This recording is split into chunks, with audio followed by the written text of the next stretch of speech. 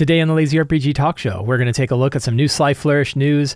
Black Flag, the system reference document for Tales of the Valiant, was released in a Creative Commons license. The Eberron Forge of the Artificer book got delayed. We have new information about the D&D Starter Set coming out later this year. I have some personal experiences having run a D&D 2024 Death Knight. We're going to talk about some lazy 5e magic item prices. And we're going to cover more questions from the Patreon Q&A, all today on the Lazy RPG Talk Show. I'm Mike Shea, your pal from Sly Flourish, here to talk about all things in tabletop RPGs. Last week on Sly Flourish, I wrote the article Take It Easy, an article about giving ourselves a little bit of a break when we get overstressed about our RPG and reminding ourselves about the fundamentals of what this game is about. You can find that on the Sly Flourish website. You can also get articles like this by subscribing to the Sly Flourish newsletter, including next week's article, which is Prepping 3 Quests, something I just did mere moments ago while preparing for my Sunday game. Prepping 3 Quests talks about the value of, while you're going through your notes, of thinking what are the next 3 quests you're going to drop in front of your players so that they have some options for where they want to take the game, what path they want to follow, and doing so at the end of a session so that you know what to prep for your next session. So that's the next week's article. You can find more about this by going to by subscribing to the Sly Flourish newsletter and getting that sent directly to your inbox. Last week, I released Crypts of Carigulon. Crypts of Carigulon is a short 3-page scenario for Shadowdark. It actually got a fair bit of attention. Folks a lot of big fans of Shadowdark over on the Arcane Library Discord server were talking about it. And very kindly, Kelsey Dion over at Arcane Library talked about it in the Shadowdark newsletter. So that was really great. Crypts of Carigulon is designed for Shadowdark using the Quick Start rules, which means you can download the Quick Start rules and use that directly. You don't even need to own the Shadowdark core book in order to run it. It is designed to run in a single 4-hour session. So it's specifically designed for convention play because it is an adventure I plan to run at a couple of conventions that I'm going to be going to later this year. So 3-page adventure includes the map. And the whole idea is that the characters need to recover a bunch of relics from a crypt that is about to be destroyed by a mountain. So you have only a set amount of time in order to recover as many relics as you can before the crypt is destroyed. So that is Crypts of Carigulon, available to patrons of Sly Flourish. Hero tier patrons of Sly Flourish get access to this. And you can become a patron by following in the show notes. I was a guest on a podcast recently called Creative Spark, where the fellow running the channel talks to different people that make tabletop role-playing game stuff, and particularly people who are working on the YouTube side of things. So we talked a lot about what it's like to be a YouTube creator and to be a creator in general of different things, books and everything else, but also what it's like to do what I'm doing right now, which you're talking about, which you're probably watching right now, which is making videos on YouTube. So if you want a little bit more of like how the sausage gets made and this kind of stuff, you can find a link to that in the show notes. Really fun to be on. Fantastic host of the show. Anath Strife is the name of the channel. So you can find that in the show notes as well.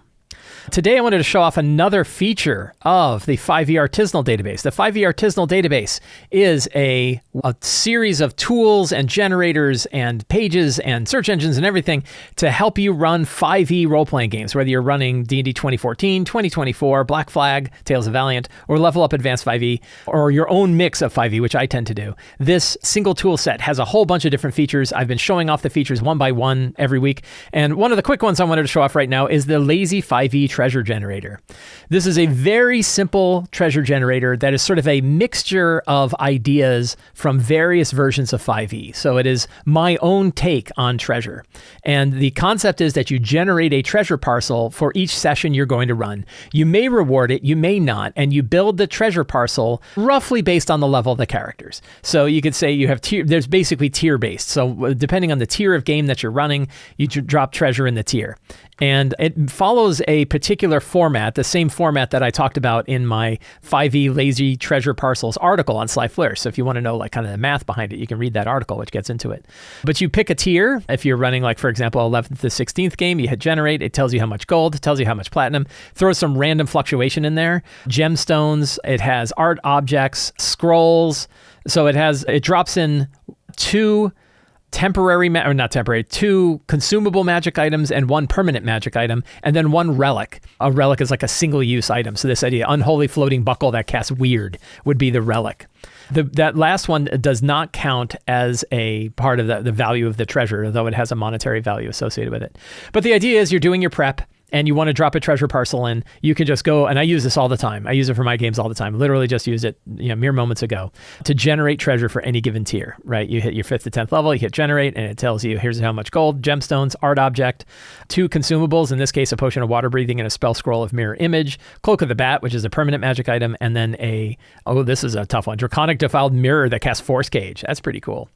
So this is a very, very simple generator. Works on your mobile phone, works on everything else. The formatting of the treasure is actually built so that you can drop it right into a Obsidian document. It's built in Markdown, or it kind of renders a Markdown output so that it can drop into Notion or drop into Obsidian and work just fine from there. And it links to these items. So if you want to see, what the item is, you want to look at the Cloak of the Bat, you can look at the Cloak of the Bat. If you want to see what the spell does, you can go to the spell. So that is the Lazy 5e Treasure Generator, one of many tools that are available as the 5e in the 5e Artisanal Database.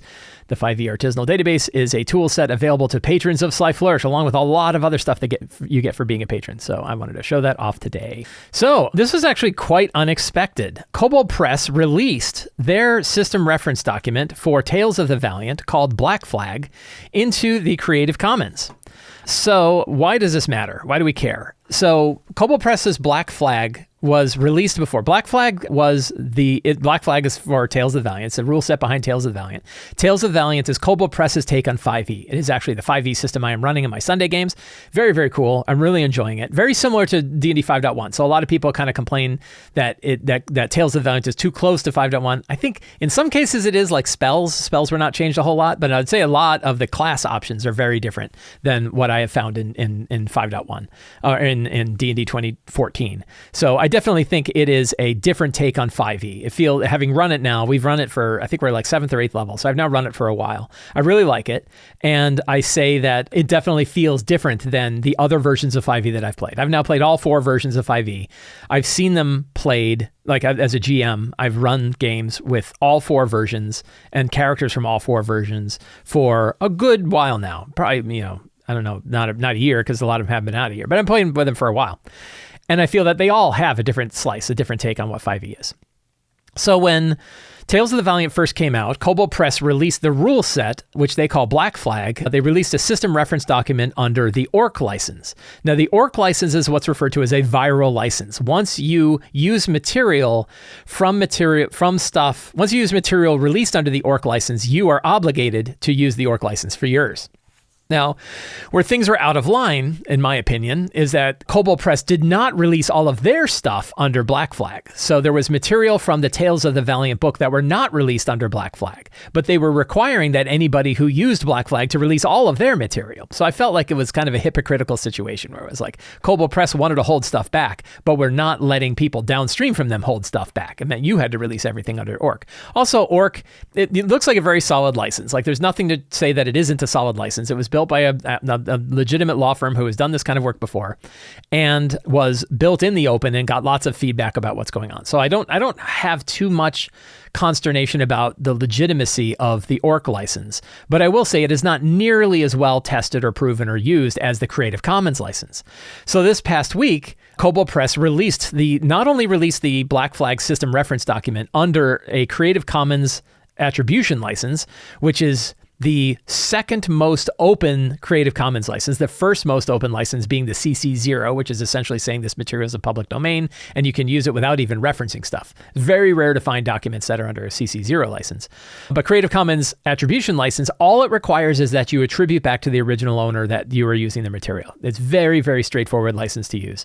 It is used very commonly, and it is the same license that Wizards of the Coast used to release the 5.1 and 5.2 SRD license.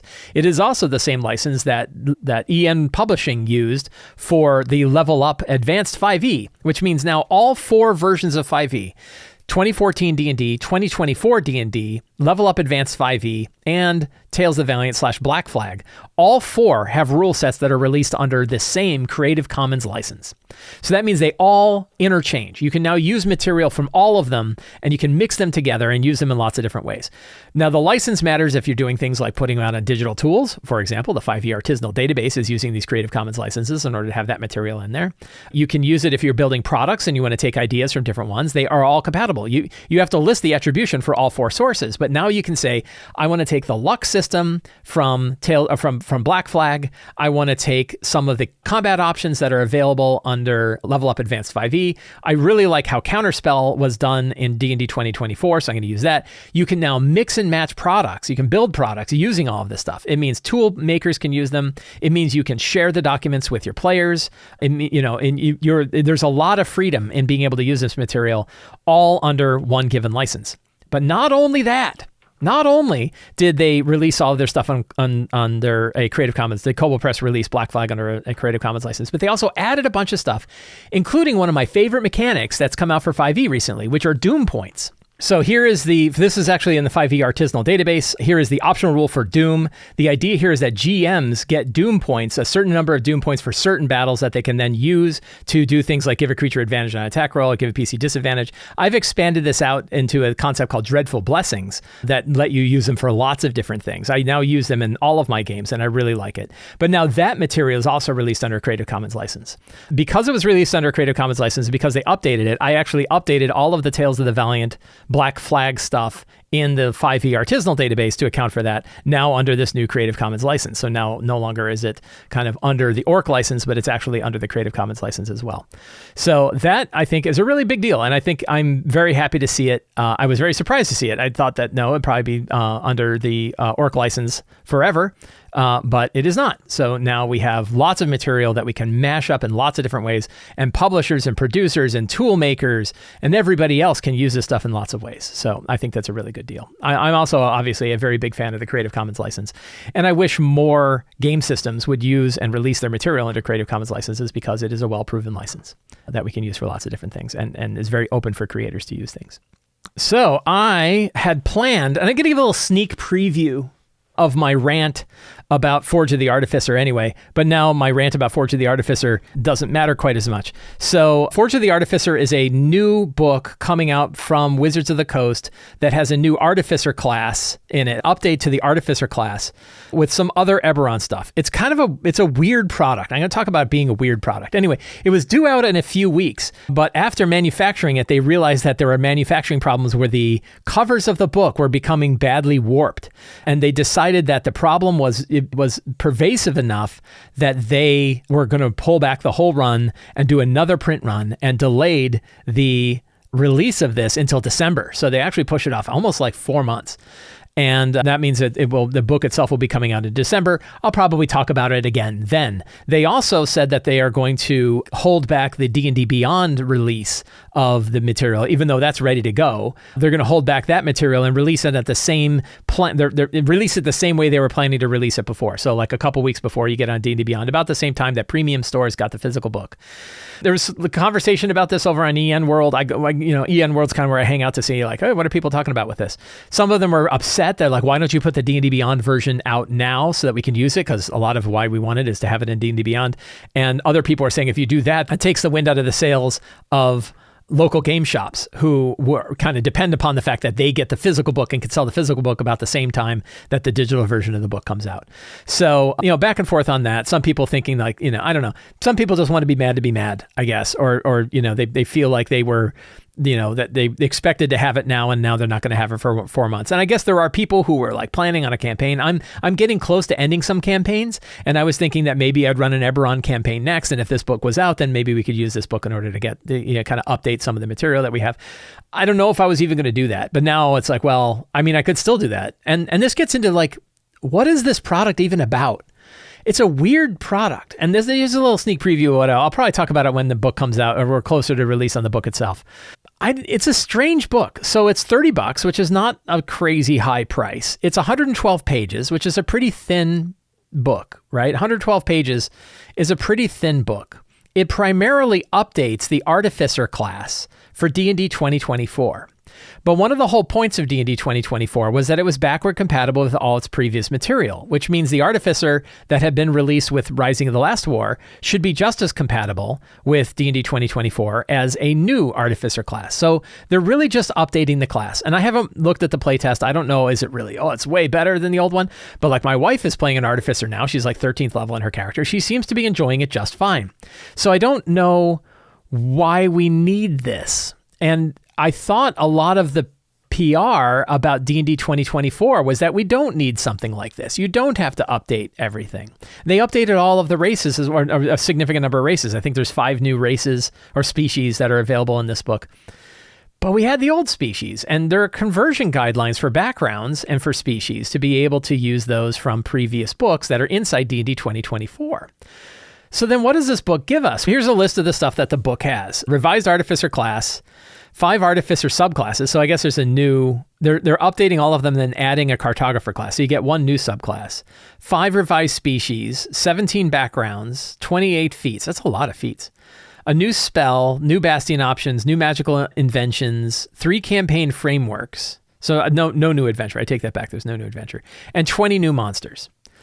I mean, it's not nothing, but it's like, well, who is this book for? Is it for players? Because then it's got these campaign frameworks that you don't need and these monsters that you can't really use. Is it for GMs? Well, then it's got all of this stuff for players like the Artificer class, subclasses, backgrounds. Like it doesn't really offer a lot to either group. And it's one of the few books. Here's the weird thing I came to. So if you've followed my nonsense this far, you know that I'm a big believer that like, hey, the physical book is the actual artifact and the stuff you get online is temporary, right? You don't know if you're going to have that stuff online forever. And, you have to be able to log into D&D Beyond to get it. And there's all kinds of like limitations that you're actually like leasing the material. But this is one of the few books where I'm thinking the only reasonable way to get this book is on D&D Beyond because it's so focused on character options. And a lot of times if you're going to use those character options, you're going to use a character builder. And if you're going to use a character builder, the D&D Beyond character builder is probably the best one. So why would you get this outside of your digital tool set and the assumption you're using a digital tool set? Otherwise, it's a very thin book. I also don't understand, is the expectation that you have Eberron Rising from the Last War? Because this is certainly not an Eberron source book. It's not going to give you enough information about Eberron to be able to run a full Eberron campaign. You need an Eberron book.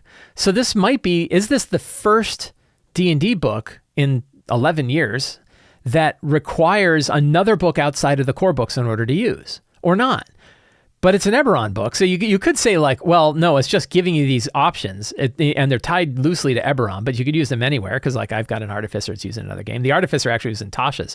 This is the 3rd time we're buying the Artificer class, right? I mean, if you're like me and you buy everything, right? But if you bought Eberron Rising from the Last War, you got an Artificer in that book. If you bought Tasha's Guide to Everything, you got the Artificer in that book. And now if you buy this, you now have the Artificer again. We're buying the Artificer 3 times. Right? Or they're selling us the Artificer 3 times, I should say. Whether you bought it 3 times or not is a different thing.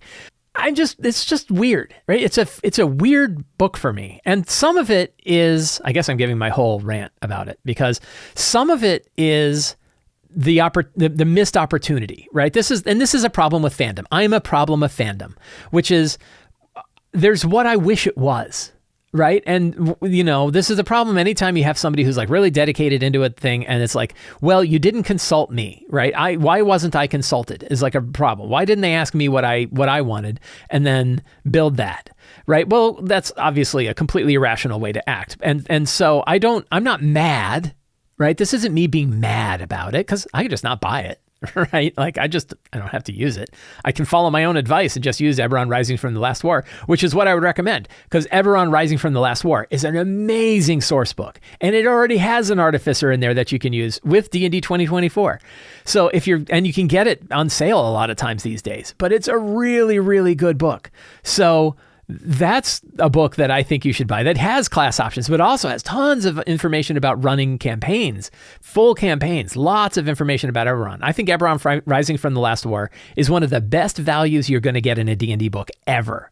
And that's because it had more words with the font size was smaller back then. So there's more total words in the book. And it was also $50. So $50 MSRP. So it was a really, really good deal for a really amazing book. I feel like that is the best version of Eberron that you're going to be able to get. So I could, of course, follow that. But part of me kind of wishes that this book was more like the books that Keith Baker is putting it out on the DM's Guild. Verify that you're a human. Of course I'm a human. The hell else would I be?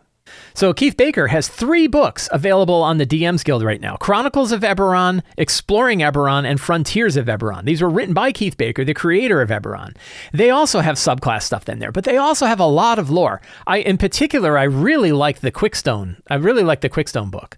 This one was set around the Droam region of Eberron, and it talks all about the Droam and campaigns that you could run there, and shows you the towns and villages that are there, and offers new class options and monsters and more. And the problem with this one is Keith Baker had to publish this himself. And that meant that he was immediately going to lose. He couldn't crowdfund it. He couldn't, the profit margin on it is a lot lower, which means he has to charge, look at this, $79 for the hardcover premium version of this. Because print on demand is already really, really hard on your profit margin. And Wizards of the Coast has taken 20%, and Drive-Thru RPG takes 30%.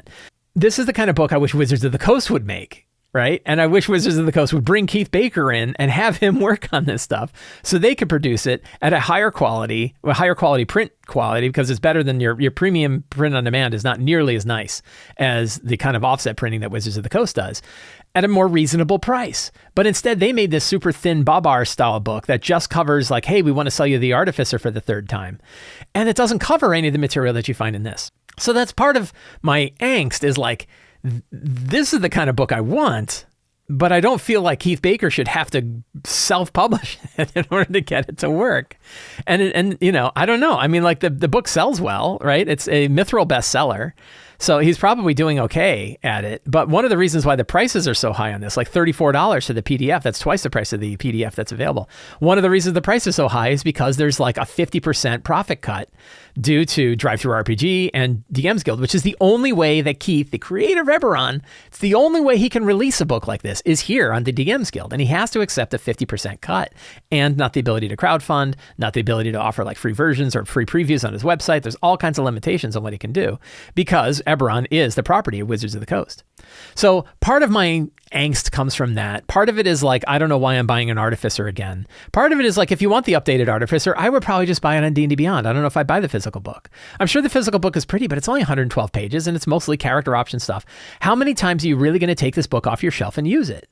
That's the real question that I have. Because I can tell you, I bought Tasha's Guide to Everything. And the number of times that I pulled that book off my shelf and used it was very, very low. I don't think I got my money's worth. I bought the book myself, and I don't feel like I got the money's worth from the physical version of Tasha's Guide to Everything, particularly now, because now I'm using D&D 2024, and a lot of the options that are in Tasha's were kind of either wired into D&D 2024 or aren't really compatible.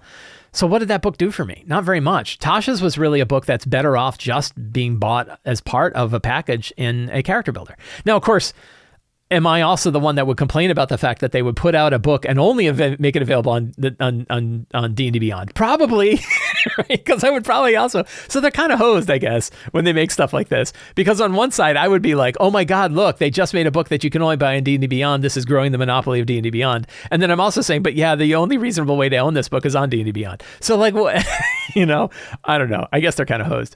I don't know what the answer is, right? And I only know how I feel. And that's how I feel. And we're all free to feel however we want. If you look at it and say, oh, I absolutely want this book. If you look at your own behavior and say, I would totally buy this 112-page book and take it off my shelf and use it with my other books all the time. Great. Good. Then buy it, right? But ask yourself, how many times do you buy these physical books and actually take them off your shelf and use them? I use my core books all the time, right? I'll tell you, I have 3 sets of the D&D 2024 books, and I use them constantly. I've got one set that I use here when I'm sitting at my desk. I've got another set that I have up in my gaming room that I use all the time. There's a 3rd set that I got as a preview from Wizards of the Coast. That one just kind of sits there on my bookshelf because I don't really need 3 sets. But I use 2 sets regularly, right? 2 sets of those books I take off the shelf and review regularly. Because for me, it's faster to look stuff up in those physical books than it is to go kind of search through a search engine and find it. It's really fast for me to find stuff in the physical book. So to me, that real question is how much do you actually see yourself using the physical book? And really the bigger question, do you really need another Artificer? Do you really need is the 3rd time going to be the good one, right? Are the other ones not good? Why do we need the Artificer again? So, okay, I gave my rant. I was planning on just giving a preview of the rant. I just gave my rant. So now later on in November, December, I'll do it again. All right. So I complained about the Artificer book, but no, let's talk about something I'm really excited about. And that is the D&D Starter Set. So I've been very interested. If you recall, in times past, I have said that there's really only 3 things I think Wizards of the Coast produces that really matter to the whole RPG hobby. And that is the core books to the game.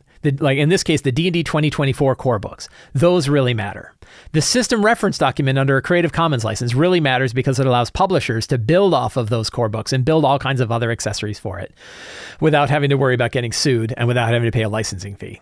And 3 is a starter set to bring new people into the hobby. And the starter set is the one we're going to look at now. We got a little bit of detail about the starter set before, but now we've got a lot of detail coming out, including probably the most important information about the starter set, which is the price. How much is it going to cost? And that cost is $50.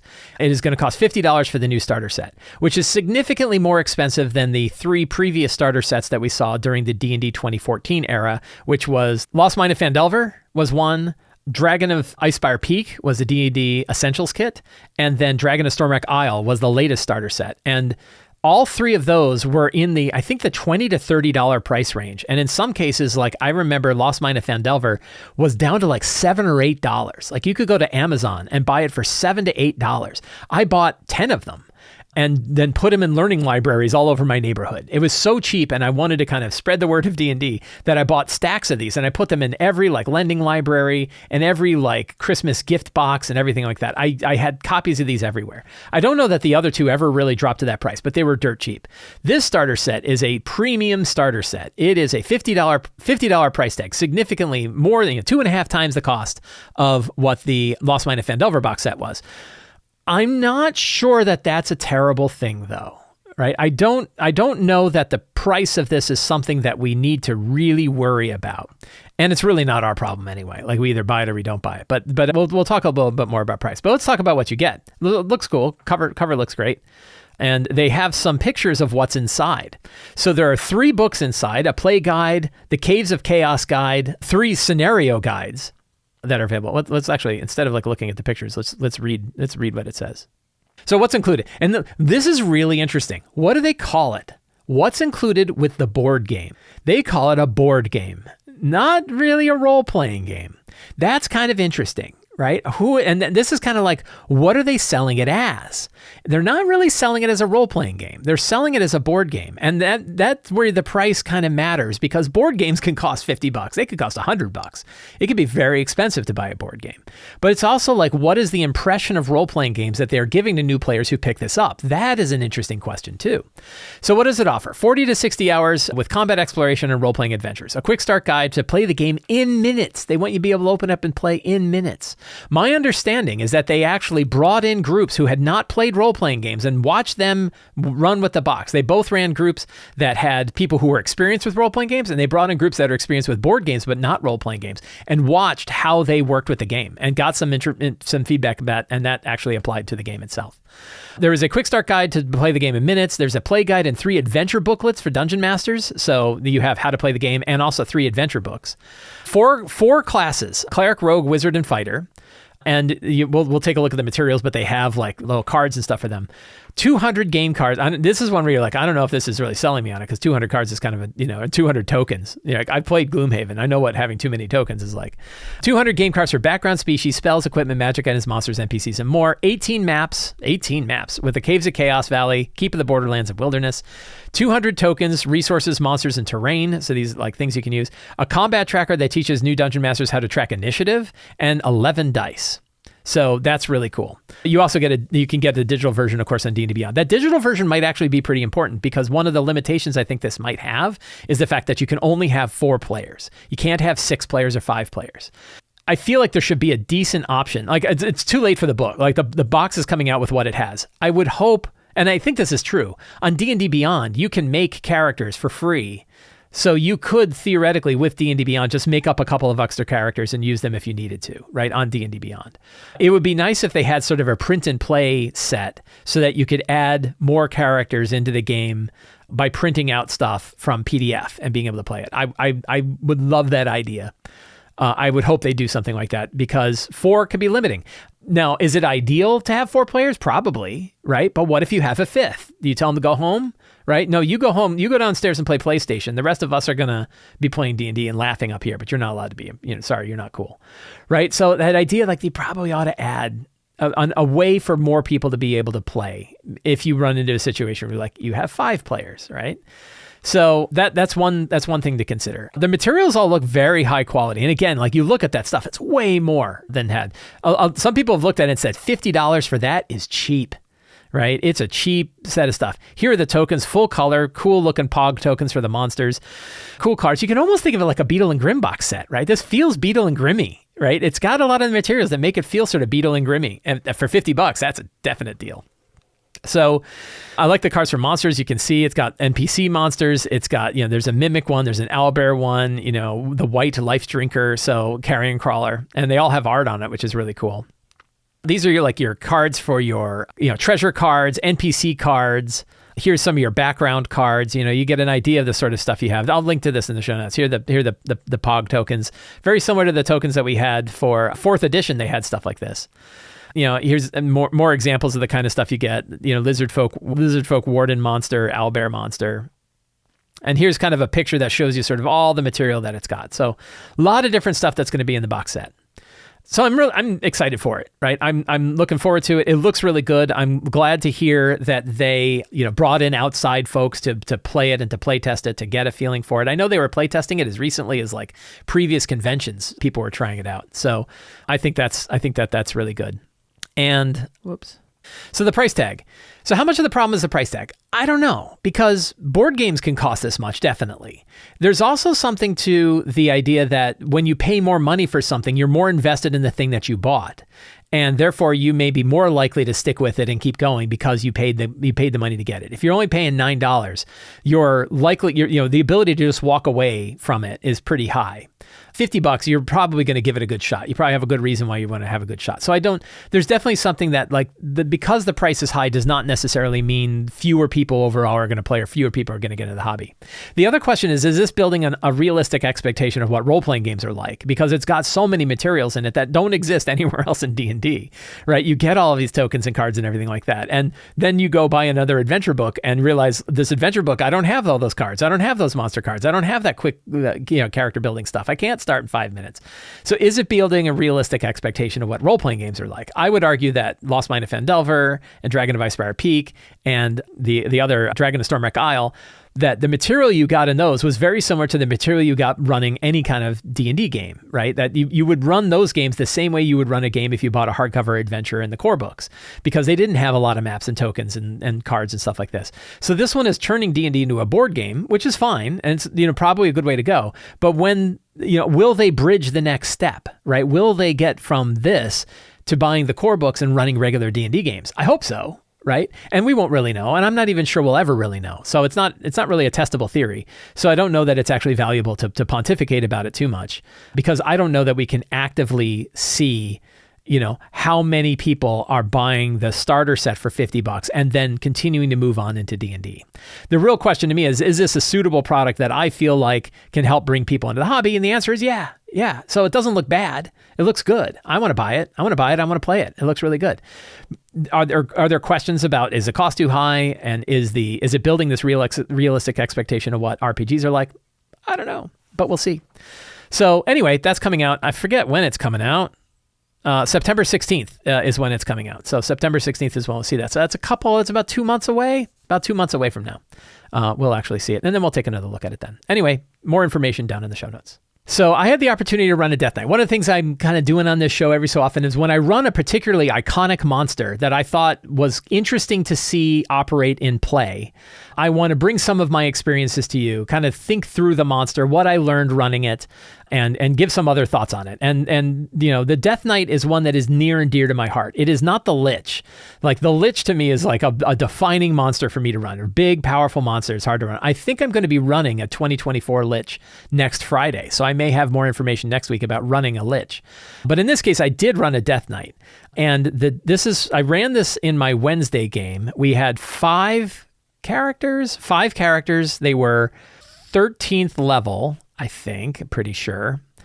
And they were a mix of different 5e class styles. So we had some level up advanced 5e, some D&D 2024, and some D&D 2014 classes, all next to one another. So it's not a perfect environment of running the Death Knight against D&D 2024 characters, but I still feel like I learned a lot from this monster and wanted to share it. So right off the bat, and the situation I was running them in was much harder than just facing a Death Knight. They had a Death Knight, they had 2 Death Knight aspirants, 2 mages, and 4 wights, which is a super deadly encounter. But I was pretty sure they could handle it. They're tough. They're tough characters. So under both versions of whether or not you're using the D&D 2024 encounter building guidelines or the lazy encounter benchmark, both ways they were considered deadly. But I was like, I'm pretty sure they're going to handle it. Also, I already knew about some nerfs that I was going to make to some of the monsters because of the way they work, and I'll talk about that. So the Death Knight is a CR 17 creature. It has 199 hit points, which for a legendary boss monster is just too few hit points. The characters did almost that amount of damage in the first round. I already knew that was going to be too low, so I gave him 300 hit points instead of 200 hit points, and then I let him eat his own wights to gain another 150 temporary hit points. So he had 450 hit points, and that was mainly to kind of set it up so that the Death Knight wasn't just immediately killed, and then they had to fight everybody else. I was like, I would rather he gets to destroy the other monsters in order to stay alive himself until eventually he is destroyed. So that was a little power that I gave him to keep him alive, because 199 hit points is just, he got chain lightninged twice. He got smote. He got hit with the disintegrate spell. They hammered him with stuff, and they hate him more than everybody else. This follows my philosophy that boss monsters are picked on, right? The boss monsters are bullied in D&D games. And so you need to give them protections to not be bullied, because players will absolutely focus on your boss over everybody else in the battle. They want to kill that boss. And unless you have some way of protecting your boss, that boss is going to drop fast, even when they have a lot of hit points. Again, 450 hit points I had to give him in order for him to be able to survive. So I also replaced his legendary resistance with my dreadful blessings. So dreadful blessings are a way for me to basically use things like legendary resistance, but use them for lots of other things. Like I'm going to get advantage on all my next attacks, or I'm going to recharge and immediately use my death orb, my hellfire orb, or I'm going to use one of these and I'm going to eat all the remaining wights and I'm going to get 150 temporary hit points, which is one of the ones that he used them for. So I use legendary resistances. He can also use them to get it to save on a save effect. And they used it. And I don't know if he used a dreadful blessing in order to get rid of a save or not. But I will tell you this, my players much prefer dreadful blessings to legendary resistances because they see them burn out faster. They know that he has to either use those to cheat in the battle or use those for a save, but can't use them for both. And they really like that effect. So that's something that I've now run in 3 different groups, and all 3 groups prefer it to just straight legendary resistance. So I'm really happy with that. You can find more about dreadful blessings. There's a link down in the show notes. You can also find it at Sly Flourish website. What else? So here's an interesting thing. He has this thing called Martial Undead. This is the thing I nerfed because I was like, this is just going to suck. Undead creatures of the Death Knight's choice, excluding itself in a 60-foot emanation originating from him, have advantage on attack rolls and saving throws. It can't use this trait if it has the incapacitated condition. Right? So the Death Knight can make all of the other undead in a room have advantage pretty much the whole time, right? And the 60-foot emanation is a really big area. But here's the other thing. Death Knight aspirants have the same thing, right? Undead creatures, the aspirant's choice, including itself, have advantage, which means all of them are giving it to each other, which means the Death Knight also has advantage on all saves and all attacks, as well as the Death Knight. So if you have Death Knight aspirants and a Death Knight together, those abilities are taking, and they all have advantage all the time. And I felt like that was too much. I felt like me rolling advantage that often is too much, but they would have wiped the characters out if they all had advantage, because they do a ton of damage, right? These guys do 24 damage. They do about 75 damage. It was 73. They do about 72. They do 72 damage a round. Just the aspirants. Here's the other thing about hit points. The Death Knight aspirant is a CR 11. So, the Death Knight is CR 17. So that's 6 CRs higher. This has 178 hit points, and the Death Knight has 199. Like, that's so weird. Like, why the hit points of the Death Knight are so small compared to the aspirant?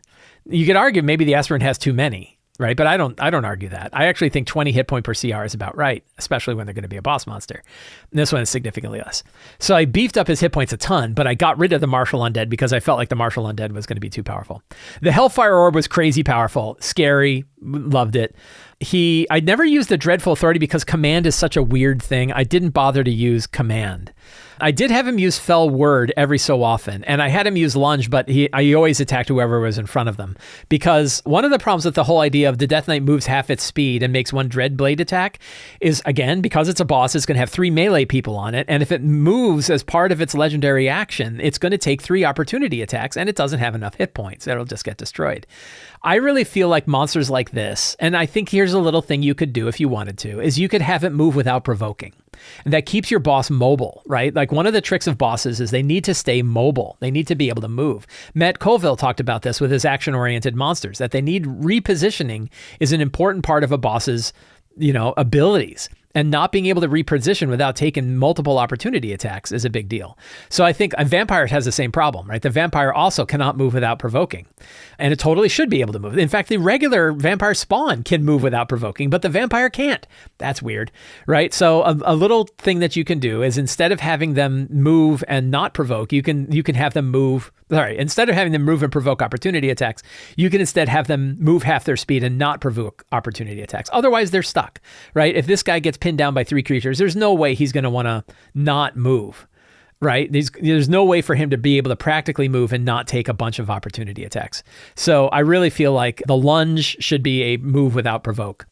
And then I get rid of the Martial Undead. You can make the Martial Undead like a bonus action, right? Like, it is a bonus action. It fires off a wave or does a command, and a creature can make its next attack with advantage or something like that. There's a way to do that Martial Undead and not have it be too powerful. I didn't do that. I just got rid of it, and they still hit like freight trains the whole time. So that was my experience with the Death Knight. I like it. I felt like the damage output is definitely up there, right? The damage output is really high, like 12 damage plus 13. So 25 damage per hit. It makes 3 attacks on its turn, and it can make 3 attacks off its turn. So that's 150 points of damage that it does. It's CR 17. That's really high, and it can mix and match. And then you throw the Hellfire Orb in there, which is 70 damage one time, or 70 damage with a recharge, and then 3 attacks after it. The damage output of the Death Knight was definitely solid, which is something that previous 5th edition monsters, previous Wizards of the Coast published 5th edition monsters, their damage output was not very good. This guy's damage output is really, really solid.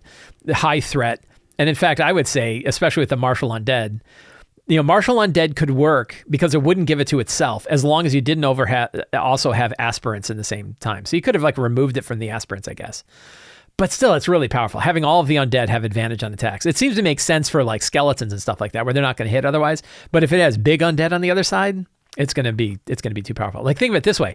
A Death Knight and a Lich together, the Lich would have advantage on all of its attacks and saving throws, right? That is bananas, right? Imagine a Lich with advantage on everything just because the Death Knight happens to be near. In fact, having a Lich with a couple of Death Knight aspirants nearby, the Lich would have advantage on everything. So I think that Martial Undead ability is really the thing to keep an eye out on. I looked at it and immediately said, yeah, I'm going to skip that. I'm just not going to use that. So that was my experience with the Death Knight. I thought I still like it. I still think it's cool. I would definitely use it again with those little tweaks that I offered. So I hope you found that useful. If you plan to let your players buy and sell magic items, I have a pretty simple formula for determining how expensive those magic items should be that you can keep in your head and use. And the answer is, for uncommon items, it's 500 gold pieces. For rare items, it's 5,000 gold pieces. For very rare items, it's 50,000 gold pieces. And for legendary items, it's 500,000 gold pieces.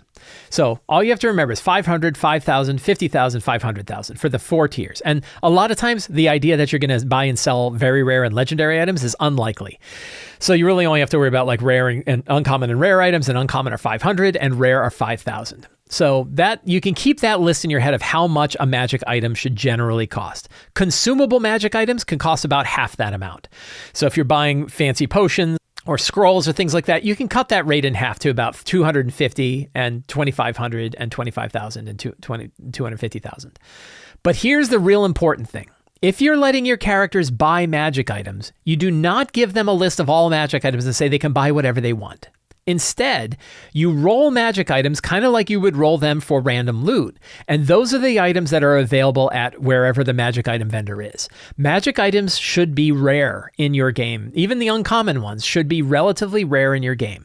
They're not just everywhere. You can't just buy every one of the rings of resistance and put them on all 10 of your fingers and have resistance to all elements because you were able to buy all of the rings. Even constructing magic items should not be such that you can make any magic item that you want. Instead, you would have to go find components to be able to build a particular item. And finding those components should be difficult to do, enough that you can't buy 10 rings of resistance and put them on one on every finger. So you can, of course, fluctuate these prices, and I recommend you do change these prices depending on the kind of item you find. A +1 dagger is different than Instrument of the Bards, right? The Instrument of the Bards is a super powerful uncommon magic item.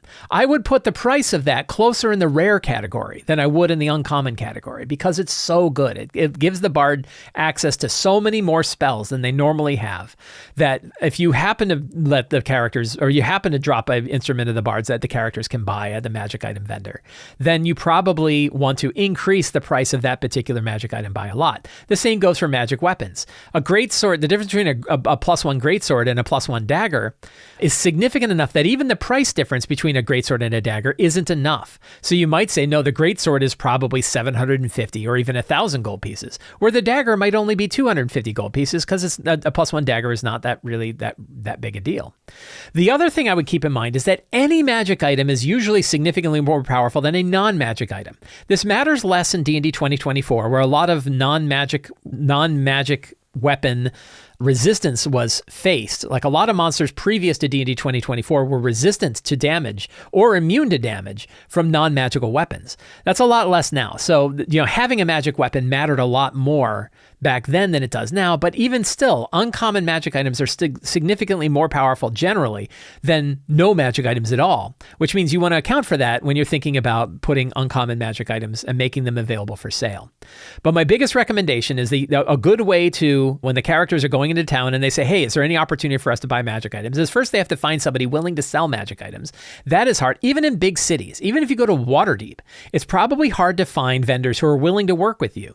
In fact, Xanathar's Guide to Everything has a fun sort of downtime activity where you have to wine and dine people just to get access to the people that can actually sell you magic items. I really like that idea. I like the idea that finding someone to sell you magic items, you have to even work to find somebody willing to sell them to you, that you have to go and, go around town and build relationships with people and probably bribe people and get to the point where you can actually find somebody willing to sell you magic items. And then when you go to them, they might not have magic items for sale. They're not going to always have any magic item for sale. And for me, what I like to do is I go to my generators. We will go down to a generator here. So for example, I was showing off the 5e artisanal database random generator, and you can use that generator to determine what magic items are available. So you might say, you might say that they go to town, they've figured out who sells magic items, they've built a relationship, they are willing to get in the front door. They go there and they say, for you, I have the following selection of magic items. I have a set of Boots of Winterlands. I have a potion of Hill Giant Strength that you could buy for, I think the Hill Giant Strength, I don't know if that's uncommon. I think that might be uncommon, for 250 gold pieces. Boots of the Winterlands, maybe 600 gold pieces, because resistance to cold is pretty good. I have a Pearl of Power. That's pretty good. That's 750 gold pieces. And you might say, you know what, Elemental Gem? I don't know if I want to drop an Elemental Gem because it could be problematic in my game because, summoning an Elemental is kind of a big deal. So I'm going to skip that one. And then a Headband of Intellect. But the Headband of Intellect is really good because it could take somebody who has an intelligence of 10 and give it to a 19. That might be 1,000 gold pieces. But now you've got 3 magic items available. Do you want the Headband of Intellect? Do you want the Boots of the Winterlands? Or do you want the Pearl of Power? Right? 3 magic items. But those are the 3 that are available. And he goes, and I don't know if these are going to be around next time you come by. So you want to buy them or not? And, and you apply prices based on those the lazy prices that I was talking about before. And then the players can buy them or not. Now, the prices here, you'll note, are actually a little bit higher. I did my homework on this to determine what are the magic item prices that are in other games. And I looked at all of them, and these are actually a little bit higher. So I actually looked at what the different versions of 5e had for prices of magic items. For the 2014 Dungeon Masters Guide, so some people were surprised, and you would be surprised to know that the Dungeon Masters Guide to 2014 included rules for buying and selling magic items, and they had prices. 350 for uncommon. I'm doing the averages, right? So they actually had a range in them, and then I'm offering the average of the range. 2,570 for rares, 27,000 for very rare, and 50,000 plus for legendary. Xanathar's guide basically had the same amount. It was 350 for uncommon, 11,000 for rare. I think they screwed up. I think this is a mistake here. 11,000 for rare. Very rare was 35,000 and legendary was 175,000. The 2024 Dungeon Masters Guide has 400 for uncommon, 4,000 for rare, 40,000 for very rare, and 200,000 for legendary. Close enough to the lazy one that you could use that one if you wanted. Level Up Advanced 5e Trials and Treasure has 350 for uncommon, 2,500 for rare, 27,000 for very rare, and 275,000 for legendary. Tales of the Valiant has it. They have 25,000 for uncommon, 11,000 for rare. Again, I think there's sort of a, 2,500 for uncommon, 11,000 for rare, 32,000 for very rare, and 112,000 for legendary. So then I looked at it and kind of said, okay, because I think magic items are actually more valuable than we count for, I'm going to just up them a little bit, and I want to have an equation that works really well. So what I said was, to me, the laziest one that's nice and easy is 500, 5,000, 50,000, 500,000. Easy to remember, a little bit higher than the average, but I think can work just fine. And what you can do is you can compare this to how much the characters earn. If you were using the lazy 5e treasure parcels, I can tell you how much they earn across tiers. This is for the whole group. For the whole group, for tier 1, they earn 3,200 gold.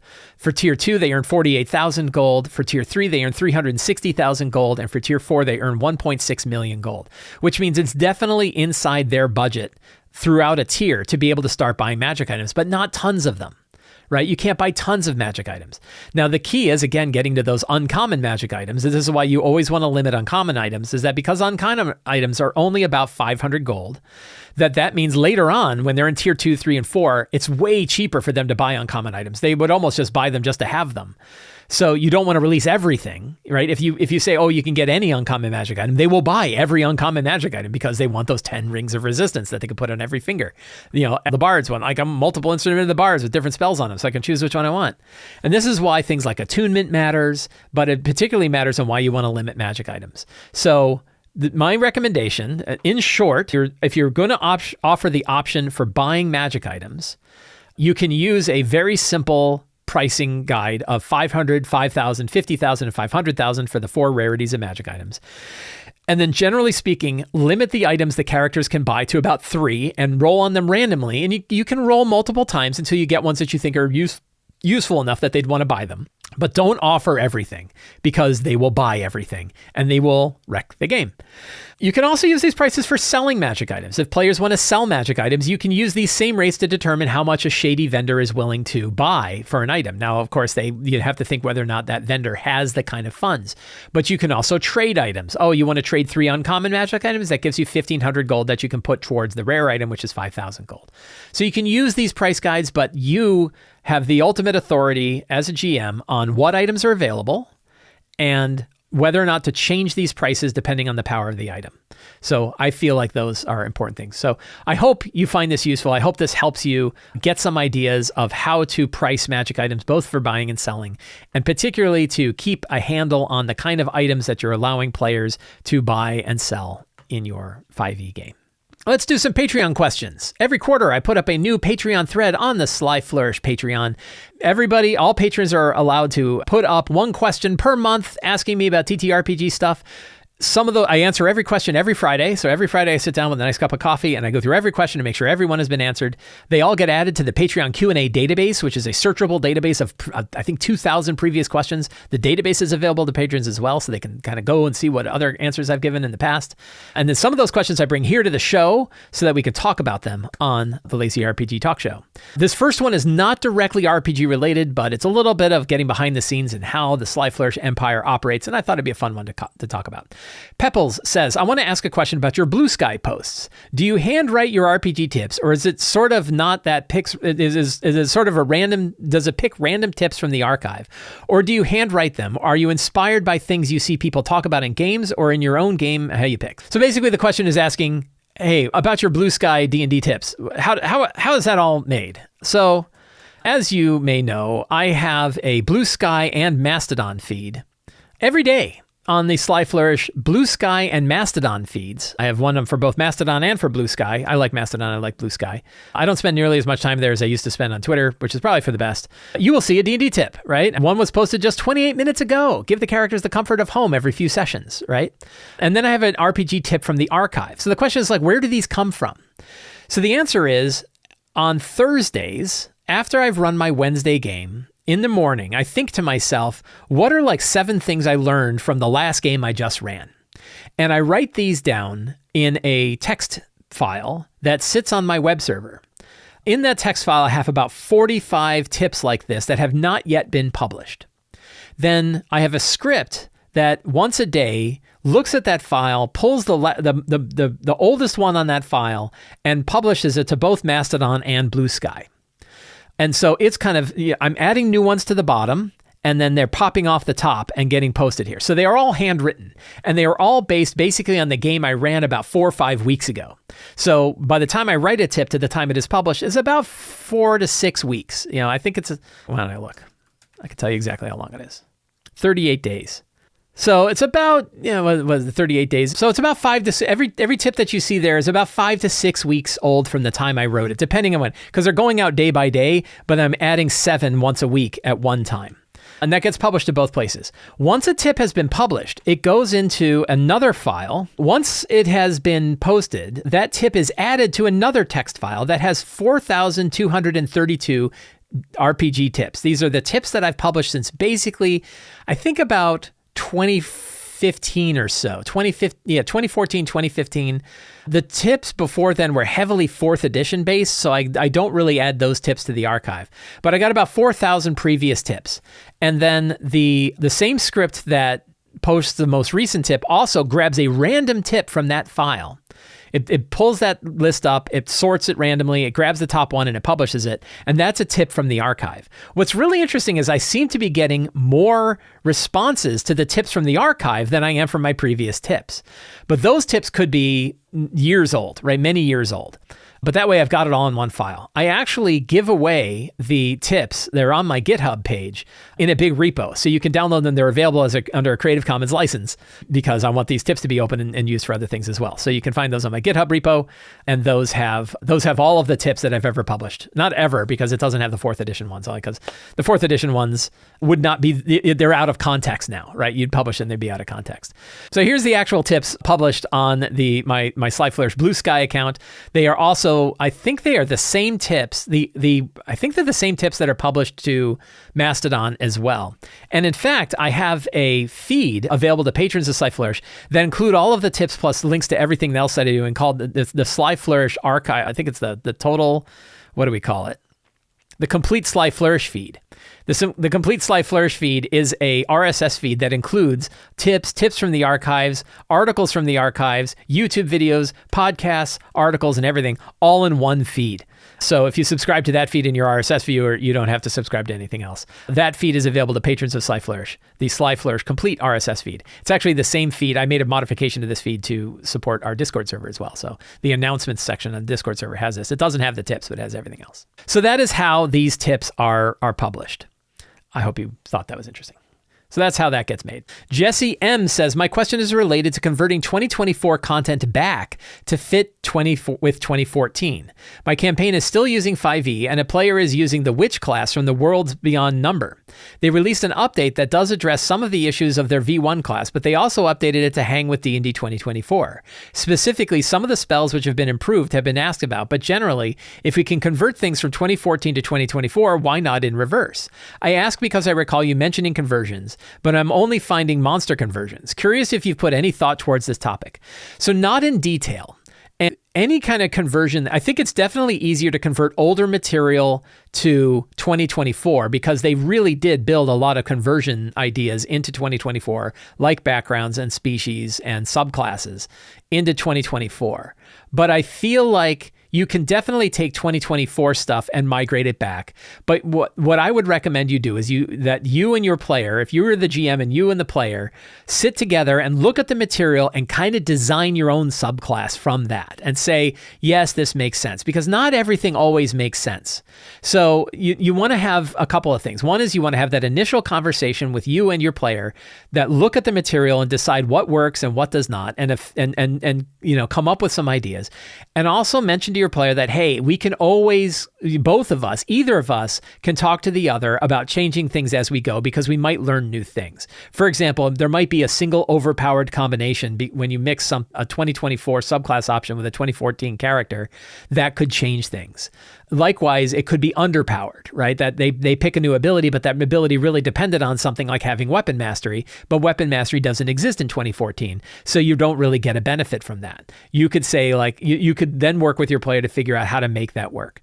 I think we need to be comfortable. I think we GMs need to be comfortable swimming around in the beautiful mess of 5e now. Now that we have 4 different versions of 5e with lots of different options, I think it's good for us GMs to be willing to swim in all of that mess and work with our players to kind of take ideas that we think work for the game that we want to run and work with the players that we're playing with to be able to mix them together. It is something that players and DMs have been doing since the very beginning of this game.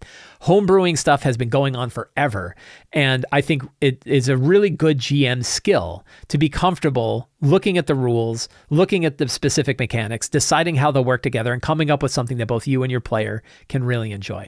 So my recommendation is think about this with the door open, that work with your player, sit down with them, look at the abilities, and come up with something that you think both is balanced compared to the other characters. Balance, of course, being kind of a tricky subject, but you don't want something that's going to break your game. You don't want something that's going to completely dominate over every other character option, but you still want something that's going to be fun and effective. And I've done this even with stuff that was supposed to be compatible in general, right? Again, Twilight Cleric, right? The Twilight Cleric is this broken subclass that's inside Xanathars. For me, it was easier to just block it and ban it because it's like an optional thing anyway.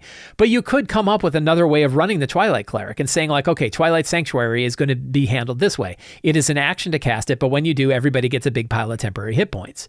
And now it's much better, right? Like, now it's more balanced. Now it works well. It's still really good.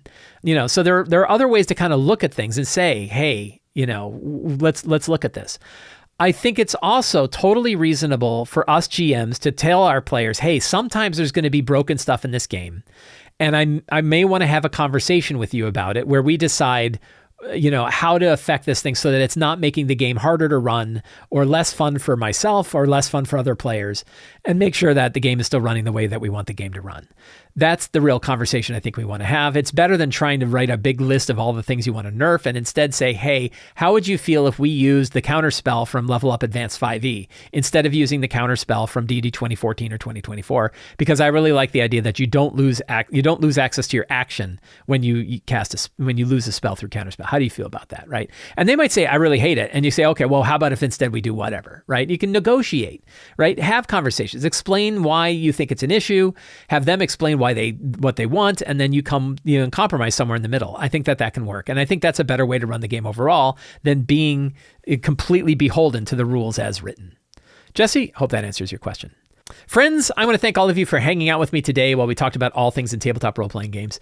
If you enjoyed this show, please consider subscribing to the Sly Flourish newsletter. It is absolutely free to sign up. You get access to awesome articles delivered to your inbox every week, and you get the free Adventure Generator PDF just for signing up. You can also subscribe. You can also become a patron of Sly Flourish. Patrons get access to all kinds of tips, tricks, tools, things to keep up with RPGs, things to help you run your games, tons of stuff you get, the Lazy 5e and Artisanal Database, all kinds of awesome stuff. And you get to join our awesome Discord server where we talk about RPG related stuff all week. Fantastic Discord server. And you help me put on shows like this. And of course, you can pick up any of my books, including Return of the Lazy Dungeon Master, The City of Arches, Forge of Foes, The Lazy DM's Companion, and more at the Sly Flourish bookstore. Links for all of those in their show notes. Thank you so much. Have a great day, and get out there and play an RPG.